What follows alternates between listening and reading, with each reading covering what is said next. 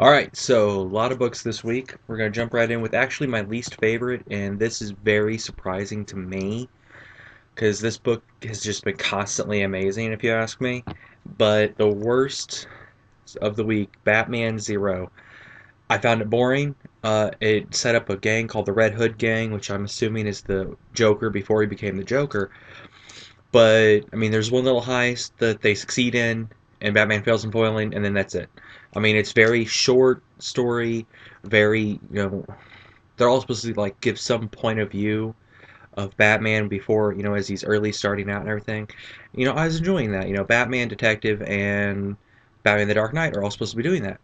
This gave us a foiled robbery, or his foiled attempt at foiling a robbery, and it just I did not like it, and it hurts me to say that because I've been loving this book.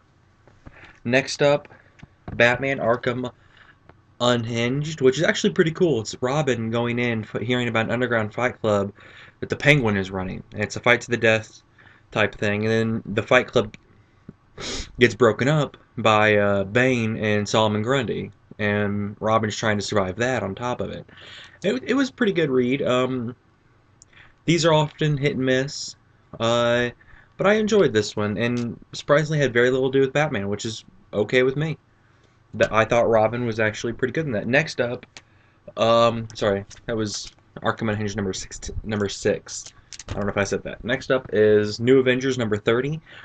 Kind of an after effect of Avengers versus X-Men 11, which we'll get to here in a minute. The big thing to take away from this: Luke Cage quit the Avengers for his family. Saw it coming, but I mean, you clearly see it coming in this issue, but it's been building up to that for a while. So there wasn't a big surprise here. There was just a fight, and then he quits the Avengers. That was it, really. Next up, Captain America and Black Widow, number 636. This book, I think I've said before, I know I want it to get canceled because, quite frankly, I don't like the fact they're building this new secret organization and everything. And quite frankly, my my wallet wants to get canceled too, because I can't say no to buying it because it's Captain America. But it is getting canceled. This is the last storyline. I think it's got two more issues left. It ends in December. I know that. Well, it looks like there's heroes, from what I can tell, a bunch of alternate dimension of they're killing this Black Widow's killing this one lady over and over and over again. And from what I can tell, it's just her in other dimensions. Just different dimensions, versions of herself. And this is not even our Black Widow, from what I can tell. Interesting concept. I'm looking forward to the next issue that comes out later this month. Suicide Squad number 0. Nothing to do with the Suicide Squad. It just shows why Waller decided to start the Suicide Squad, which makes sense, but it was also boring. I mean, it hints at Team 7, which is another book that she's in that's pre-Suicide Squad that gets launched this month. I'm not even bothering with that one. All I know is that I was not too pleased with this book. I mean, at the very end, you see her propose the Suicide Squad, and that's about it. That's the big thing takeaway from Basilisk, the evil corporation or evil empire or whatever that's been building through this book, its whole run, is the cause of it all, but that's about it. Captain America 17. One more issue to this storyline, and then after that, we got one more big issue by Epting, and my favorite artist Epting's coming back, and Brubaker's last issue on Captain America. I'm actually kind of sad and kind of worried. But to take away from this, Hydra releases their mad bombs that have been, all over the place here and there, making people go crazy, and you find out they've also been doing it through the TV, and with the newscasters, which I mentioned on earlier. Well, this time they just send like huge ones in every city in the middle of these riots. People go even more crazy. That happens at the end. The big thing though is Zemo and Sharon Carter fight in a space station. I mean, it starts the fight. It's close to the end, but it was kind of cool. I like Zemo. I'm a big fan of Zemo. I haven't read much stuff with him, but what I've read, I've enjoyed. Avengers Assemble number 7. The big thing about this, the very beginning, the only cool part I really liked was that Thanos calls together the Guardians of the Infinity Gems from the Infinity Gauntlet original storyline and destroys them all with the Cosmic Cube. Thought that was cool. It picks up from the fight that was the other one left off on. They were launched out into space with no oxygen, Everybody regroups and they finish the fight, and the Avengers win. Yada yada. And then all of a sudden, Thanos appears, and he's all in cosmic cubed out. So that's just leaves off going, oh, there's Thanos, and the cosmic cube's done this stuff to him. So it was good, but clearly just a filler issue. Just going, it's just taking you from one issue was a big point, and the next issue is going to be a big point. It's just a stand-in, I guess. Demon Knight Zero. I actually enjoyed this. This book has, it's been a high water book for the New 52 because it's very different from everything else, but it still hasn't been consistent to me. This one actually just gives us the new origin of the demon, and I enjoyed that. You see the hierarchy of hell, and you find something out about Merlin, that how Merlin is Satan's son, and I thought that was a really interesting twist. And you find out why Jason Blood and everything is tied to Etrigan. And this was actually really good. If even if you're not interested in the demon, if you want to know who the demon is, this is a great one. But if you just want a good book that just you wouldn't expect, this is a great one. I didn't expect it to be this good. Next up, Winter Soldier number 10. You find out that like last issue, I think Natasha wasn't really saved. It was all a ploy. She kills their handler.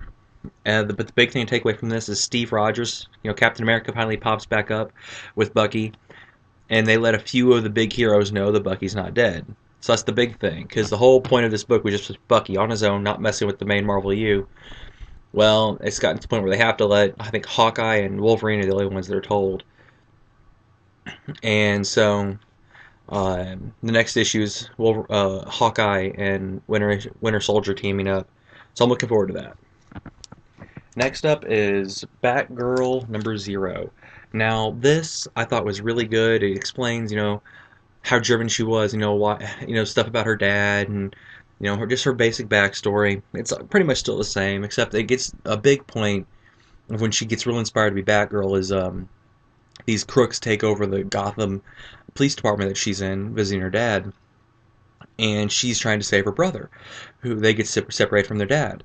And she puts on a fake, with this costume the police have compiled, what they think Batman might look like, the armor and everything, so they can try to track him down. This is real early in Batman's run, since he debuted, and she puts that on and fights these criminals off, and then Batman shows up, because she does it because this cop is getting the shit beat out of him, and she wants to save this cop.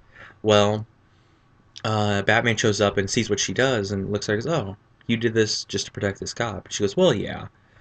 And so he says, good job. And it just takes off from there about her being Batgirl, how she became Batgirl, yada yada.